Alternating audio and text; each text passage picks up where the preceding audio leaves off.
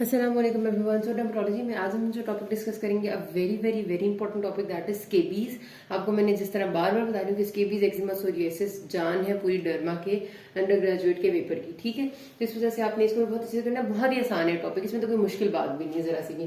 Scabies आप सबको पता है कि it is an infection, parasitic infection है स्किन का which is caused by itch might. उसको हम कहते हैं सार्कोप्टीज स्केबियाई, ठीक है। स्केबिया ये है, एक माइट है, माइट्स होती हैं और उस माइट को स्पेसिफिकली इच माइट कहते हैं। उसकी वजह ये कि स्केबीज बहुत इची कंडीशन कॉज कर देती है। इसका नाम सार्कोप्टिस स्केबिया है। ये फीमेल होती है जो कि एक कॉज करती है।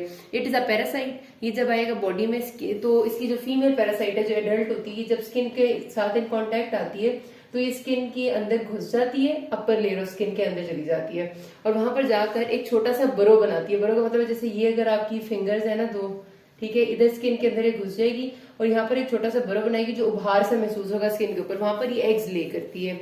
वो एग्स जो ले करती है वो फिर आहिस्ता आहिस्ता इधर से निकल के और किसी भी जगह पर बॉडी में फैल सकते हैं, या फिर जो पर्सन के साथ इन कॉन्टेक्ट क्लोथिंग होगी या कोई चादर वगैरह होगी उसके साथ लग जाएंगे, या दूसरा पर्सन अगर उसके साथ इन कॉन्टेक्ट आएगा तो उसके साथ स्प्रेड हो सकते हैं। तो इसकी कॉज है, it is a basically parasitic infection cause by itch mite known as Sarcoptes scabiei, ठीक है। इसकी स्प्रेड एक जो पर्सन जिसके पास इच माइट है, जिसको स्केबीज हुआ है, उसके साथ इन कॉन्टेक्ट आने से दूसरे बंदे को लग जाती है। डायरेक्ट कॉन्टेक्ट से एक तो इसका स्प्रेड है, दूसरा जो बंदा जिसको स्केबीज है उसकी क्लोथिंग, उसके साथ लगी हुई कोई भी चीज जहर इन्फेक्टेड हो सकती है। उसके अंदर इच माइट का लार्वा यानी लार्वल फॉर्म में, एग फॉर्म में या फिर एडल्ट फॉर्म में स्केबीज की जो माइट है वो आ सकती है उसकी भी किसी भी क्लोथिंग मटेरियल में। तो वो क्लोथिंग मटेरियल अगर दूसरा कोई हेल्दी पर्सन के साथ इन कांटेक्ट हो जाएगा तो भी ये फैल जाती है वहां पर, ठीक है। तो इसका स्प्रेड काफी ज्यादा है। इसी वजह से जो क्लोज डॉर्मेट्रीज होती हैं, जैसे प्रिजन है, जेल है, या फिर जैसे एक ही हॉस्टल होता है या स्कूल होता है, या फिर जो भी ऐसी जगह होती है जहां पर लोग क्लोज कांटेक्ट में रह रहे होते हैं, वहां पर एक को हो जाए तो पूरी आसपास के लोगों को होना बहुत कॉमन होता है। क्लिनिकल फीचर्स ये क्लिनिकली आपको ये एक तो खास जगहों पर नजर आती है। खास जगह कौन सी है? सबसे कॉमनली ये फाउंड होती है आपकी हाथों की उंगलियों के दरमियान में और पाओ के उंगलियों के दरमियान, मतलब उंगलियों के दरमियान की जगह इसकी मोस्ट फेवरेबल जगह है। उसके भी अलावा, ठीक है, जो between the fingers and toes ये सबसे पहले होगी, और उसके बाद जो भी आपकी बॉडी की क्रीजेस वाले एरिया है, जैसे कि आपकी एल्बो क्रीज है, आपकी रिस्ट की ये वाली जगह है, उसके अलावा आपकी जो ग्रोइन एरिया है या आर्म पिट है, जितने भी जगह जो फोल्ड हो जाती है ना, वहां पर इसका बढ़ने का चांस बहुत ज्यादा होता है। और उसके बाद रेयरली आपकी मोटी जो खुली खुली सर्फेसेज हैं जैसे आपके फेस है या बॉडी है, उन पे बहुत रेयरली होती है। ज्यादातर ये फोल्ड्स वाली जगह में होते हैं। सबसे कॉमनली प्रेजेंट करती है between the fingers and between the toes. किस तरह से? Between the fingers and toes की पेशेंट कंप्लेन करते हैं कि खारिश मुझे होती है। वहां आप देखेंगे तो छोटा सा आपको उभार उभार से स्किन पे फील होंगे। अब उभार तो एक्जिमा में भी आ जाते हैं, उभार तो आपकी सोरियासिस में भी आ जाते हैं, लेकिन इसकी टिपिकल सी अपनी अलग किस्म का उभार होता है। और बिटवीन द फिंगर्स होने की वजह से आपको बहुत क्लियर कट पता चलता है, तो सवेयर इची होता है। ये बहुत ज्यादा खारिश होती है, इतनी खारिश होती है कि आपको कई दफा लोगों को उसकी वजह से सेकेंडरी इन्फेक्शन हो जाता है, खारिश कर कर करके बैक्टीरियल इन्फेक्शन हो जाता है। तो बिटवीन द फिंगर्स क्लासिकल किस्म की बहुत सवेयर खारिश है, और जो खारिश रात को ज्यादा हो जाती है, रात के टाइम बढ़ जाती है और उसकी एक बम्पी सी सरफेस बनी हुई है, ठीक है। ये इसके क्लिनिकल फीचर्स है। मेजर लोकेशंस मैंने आपको बता दी।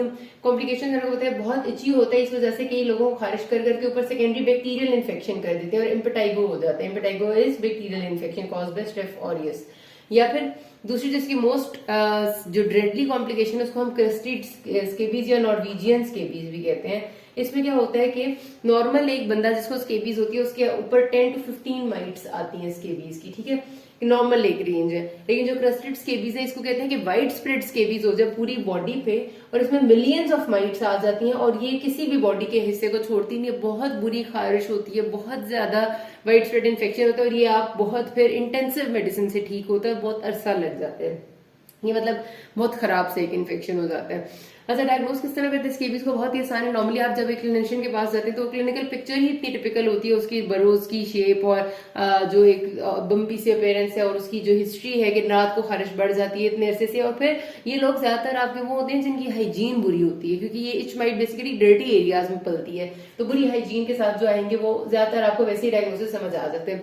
बट अगर आप कंफर्म करना चाहते हैं, आपको कंफ्यूजन हो रही है, तो जहां पर बरो है उसके कॉर्नर से आप किसी नीडल से या पतली सी स्लाइड ही ले लें जो माइक्रोस्कोप की स्लाइड होती है, उससे थोड़ा सा एरिया आप लेते हैं, स्किन का स्क्रेप करते हैं, जहां पर आपको बर्न नजर आ रहा है वो स्किन का स्क्रेप किया हुआ एरिया माइक्रोस्कोप के अंदर देखने तो उसमें आपको 3 चीजें नजर आ सकती हैं। या तो आपको स्केबी माइट नजर आ सकती है, या फिर उसका एग नजर आ सकता है, या फिर जो एग स्केबीज फीकल मैटर है ना वो नजर आ सकता है। तो ये तीनों चीजें आपको माइक्रोस्कोप के अंदर मिल जाए तो ये कंफर्म हो जाता है कि स्केबीज है। कई दफा आपको तीनों चीजें नहीं मिलती क्योंकि बहुत थोड़ी माइट्स होती है ना स्केबीज में, पर्सन फिर भी इन्फेस्टेड होता है, तो तब भी आपने ट्रीटमेंट देना है, लेकिन 90% मिल जाता है। ठीक है, अच्छा ट्रीटमेंट क्या है इसका? पहले जो फर्स्ट टाइम ट्रीटमेंट है वो टॉपिकल ट्रीटमेंट है, और किस चीज से है? एंटी पैरासिटिक जो आपकी क्रीम्स और लोशन है उसमें सबसे जो हमारे यहाँ रिकमेंड किया जाता है परमेथ्रिन क्रीम 5% होती है। उसका लगाने का तरीका हम ऐसे कहते हैं कि खुद भी जो पेशेंट आता है हमारे पास, हम उसे कहते हैं कि आपने चेहरे यानी सर को छोड़कर गर्दन से लेकर पांव तक, ये लफ्ज याद रखना, ये आपकी ओपीडी में आपके बारे में पूछे जाते हैं कि इसको लगाने का तरीका क्या, because this is so common in Pakistan specially.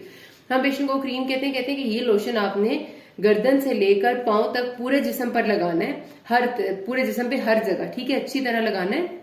और अगले दिन आपने नहाना है, मतलब आप रात को लगाएंगे और आप अगले दिन सुबह नहाएंगे, और जितने भी आपके कपड़े हैं उनको आपने गर्म पानी से धोना है और उल्टा करके धूप में सुखाना है। ठीक है, उसकी वजह ये होती है कि जो बॉडी पे कपड़ों की अंदर की तरफ जो माइट्स है ना वो गर्म पानी से धोने से मर जाएंगे, और जब उल्टी तरफ से सुखाएंगे तो मजीद धूप लगेगी तो वो मजीद मर जाएंगे। उसके अलावा जितने भी आपके बिस्तरे हैं जो धुल सकते हैं उन्हें धोना है, और जो नहीं धुल सकते इस तरह कंबल या रजाई उनको धूप लगवानी है बहुत लंबे देर से। और ये सिर्फ आपने लोशन नहीं लगाना, आपने और आपके सारे घर वालों ने इस्तेमाल करना है, क्योंकि जो एक बंदा अगर स्केबीज से इन्फेस्टेड होता है तो तकरीबन 99 to 100% चांस है कि उसके घर वालों में से कोई ना कोई लाजमी होगा।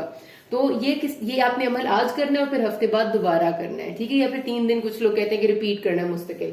समझ गए किस तरह से लगाना होता है? गर्दन से लेकर पांव तक पूरे जिस्म पे, और उसके बाद आपने कपड़े धो के उनको उल्टी तरह से सुखाना है, और फिर इस्त्री भी करना है। ये हर चीज हम जो हीट दे रहे हैं वो इच माइट को मारने के लिए दे रहे हैं। ठीक है, और फिर उसके साथ साथ हम क्या कहते हैं कि आपने सारे फैमिली मेंबर्स को भी यूज करवाना है, बिस्तरों को धूप लगवानी है। ये एक पूरी प्रिस्क्रिप्शन बतानी होती है मरीज को। ठीक है, जिनका उससे ठीक नहीं हो सकता उसको क्रोटिमेटॉन क्रीम है, बेंजाइल बेंजोएट लोशन है, जो बच्चे 4 महीने से छोटे हैं उनके लिए सल्फर ऑइंटमेंट भी है, लिंडेन लोशन, ये सारी ऑल्टरनेटिव सारी एंटी पैरासिटिक है। ठीक है, अब जिनको वाइड स्प्रेड डिजीज होगी नॉर्वेजियन वाली, उनको ओरल मेडिसिन भी देनी पड़ेगी, तो ओरल उनको हम आइवरमेक्टिन देते हैं, ये भी एंटी पैरासिटिक है, ये ओरली देते हैं। अब ये तो होगी थी सारी एंटी पैरासिटिक्स पेशेंट की खारिश को दूर करने के लिए कि बहुत सवेरे तो ज्यादा आप ओरल एंटी हिस्टामिन्स लाजमी प्रोवाइड करेंगे, उसको प्रिस्क्राइब करेंगे, और टॉपिकल प्रोमोक्सिन लोशन जो है वो इचिंग को रिड्यूस करने के लिए। ठीक है जी, और उसके अलावा अगर आपने देख लेना पेशेंट को सेकेंडरी बैक्टीरियल इन्फेक्शन है तो हो सकता है आपको एंटीबायोटिक भी देनी पड़े।